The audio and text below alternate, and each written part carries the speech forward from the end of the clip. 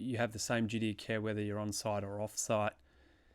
Obviously, the paperwork is what changes dependent on the location of a shoot. So just know that if you're off site, that excursion policy documentation needs to be filled in for every trip off site, which adds to your workload. You've just got to factor that in. For the last music video I did, we had at least 4 trips off site, whether it be to an acting agency for casting, whether it be to pick up costumes or have a look at costumes from where they were coming from, location reconnaissance trips, which are part of the shoot as well, in checking safety and making sure each student within their role had a safety plan.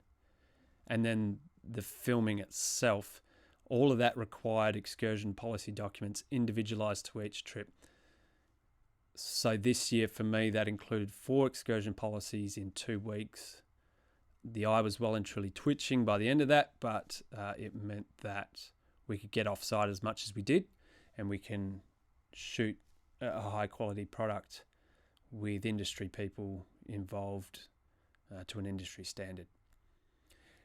In terms of my experiences with safety and filmmaking with students, the last clip was the most ambitious we've done.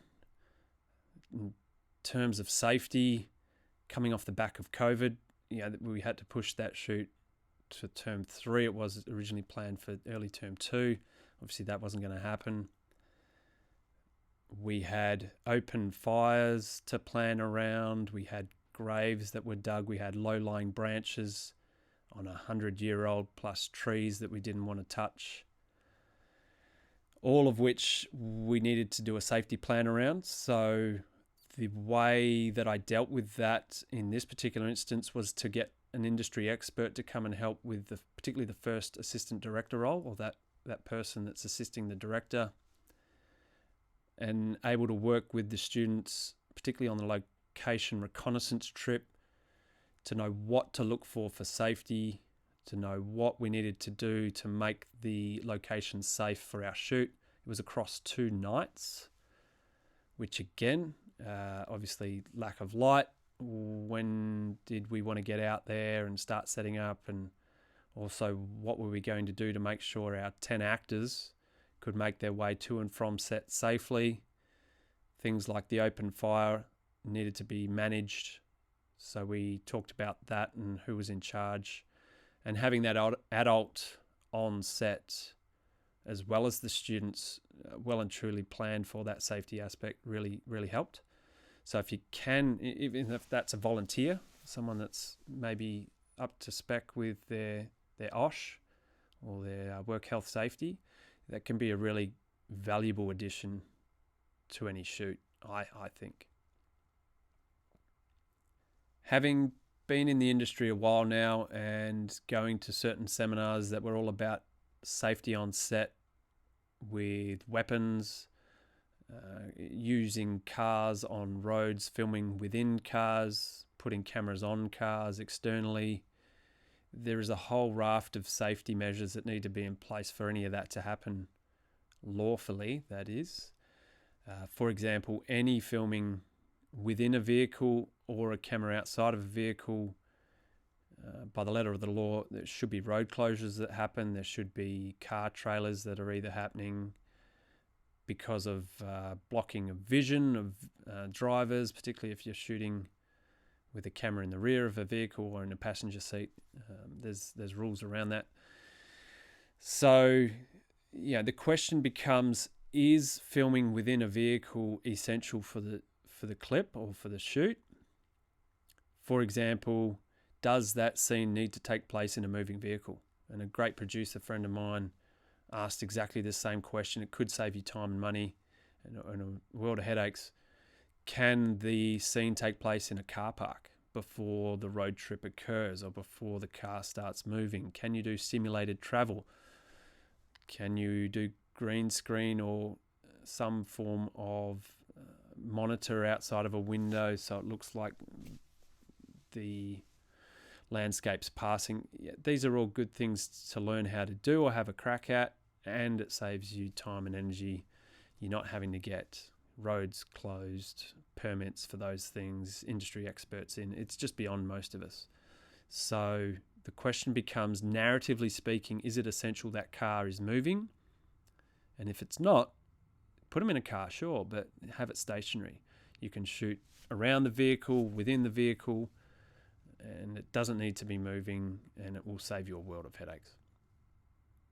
Weapons are another thing that I just strongly urge you to avoid at all costs. We work at the Education Department of Western Australia. Weapons are not allowed in any way, shape or form. I certainly move any use or vision of weapons in my films or clips. We just don't allow it. Okay, is there another way to tell that part of the story narratively? Do we need to see the weapon if you want to have that implied violence? There's some great films out there where you don't actually see things and you're able to shoot around that. That would be my strong suggestion. With, in particular, replica weapons being a major issue on film shoots, let alone student film shoots. If you are using replica weapons and you have not informed the police, that's when there's instances of deaths occurring on film sets because police weren't notified. Neighbours have called in that there's some sort of weapon being used in a home invasion or something. They're not aware that it's a film shoot, and people have been shot and killed holding replica weapons, actors, the police not knowing that the filming was occurring. So to me it's just a minefield and best avoided if possible. Just don't show weapons. If you need to have them narratively play out, what's an interesting way of shooting that where we don't see them? In terms of level of responsibility of teacher versus student, that's a really interesting one. I really push hard for the students to take as much responsibility as possible. That location reconnaissance trip is a great example where they put the safety cap on and start to think about things, particularly for the role they're going to undertake and how they can make it as safe as possible. And that's every role. If it's hair and makeup, is there allergies they've got to be aware of with certain actors and what they can and can't put on their face? Is there instances where they have to consume something in a scene and therefore you have to think about allergies and things like that in terms of props? Obviously, camera department, you want to be thinking about the gear as much as the safety of individuals. Are we lifting heavy items? What's the deal with lifting shot bags or stands or lights? What's our skill set, and are we asking too much of students? And can we train them up before the shoot to allow the most efficient running of a safe set environment? Again, don't bite off more than you can chew, thinking to yourself, you want to get the production values as high as possible. We all do. So, what can I work on in the first parts of the year to then have a really safe set and a skilled set for my shoots? In terms of how important emergency contact details at the top of call sheets and safety reports are, I think the gaining of those numbers, the research required, the putting together of those call sheets is as important as having the call sheet on the day. Students know they've checked their local hospital, they've made contact with the police if they've needed to let them know that they're filming in certain areas, and members of the public, if they've called in, they can inform them that no, there's a film shoot happening there on that day. All of those sorts of things just make for a smoother film shoot, but also for a greater educational experience for students. You want to go as close to industry standard as possible. So the other thing I could recommend is reach out to someone who produces, who does location management, who does one of these roles within the Perth film industry, and get them to come in and talk to your students. Get them to tell the pros and the cons of certain situations and see if they can maybe work through a call sheet together. Have some great examples of what a great call sheet looks like, and maybe what one that doesn't work so well. Can you get students really striving to fill in the safety documentation as best you can? Because that's what's going to make your film shoot run smoothly, is the pre-planning, which, I'm preaching to the choir when I say, everything in pre-production, everything in development is like pulling teeth at times. The kids love the hands-on experience of production, but without all the strong foundations, particularly of safety and looking after people, it's going to set you up for a really interesting and somewhat negative shoot if you're not careful.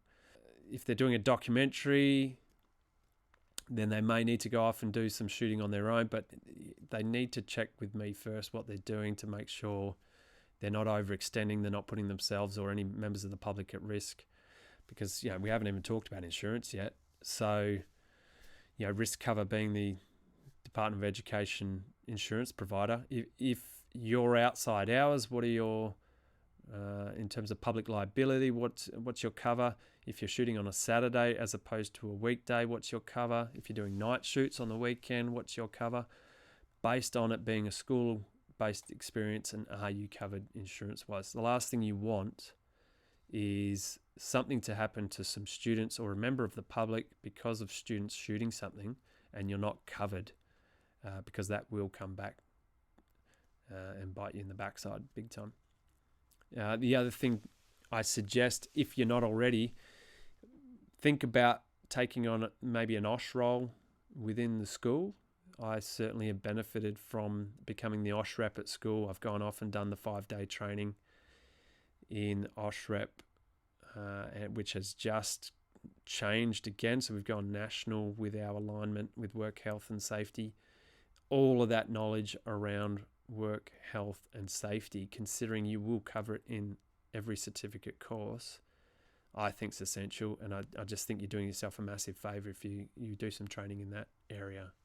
Just wanted to touch on the process we go through here for locking down locations, gaining access to locations.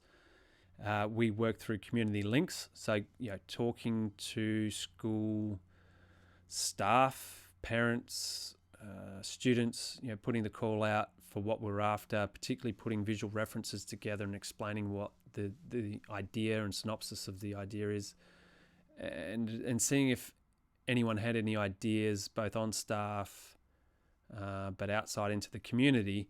Was there any environment that matched what we're after, and could that start a discussion? When we finally locked down the location, we had a location contract that we approached the farm owners. They were quite happy to help out. In fact, they are parents of past students, so they knew the college, they knew what we were about, and it started with a really open and positive conversation around them helping us out, our rights to the space, but also our responsibility to use that space. We were digging graves, we were setting up rather large production elements, which we then agreed we would return that space back to how we found it. So it starts with a positive conversation, talking through things, not going in and being rude about anything, but obviously trying to really work with community and the location owner to see the benefit in helping you out. So, if you don't have to pay for locations, that's really positive, but you might want to have a small budget prepared for a location. $50 to $100, will quite often open people up to allowing you to have access to their venue or the location of their property if that's needed. So have a location contract ready to go, have them sign it so that you are cleared on that front, and then each of the students was able to go out to that location and plan the safety around knowing that location was indeed locked down and ready for our shoot dates.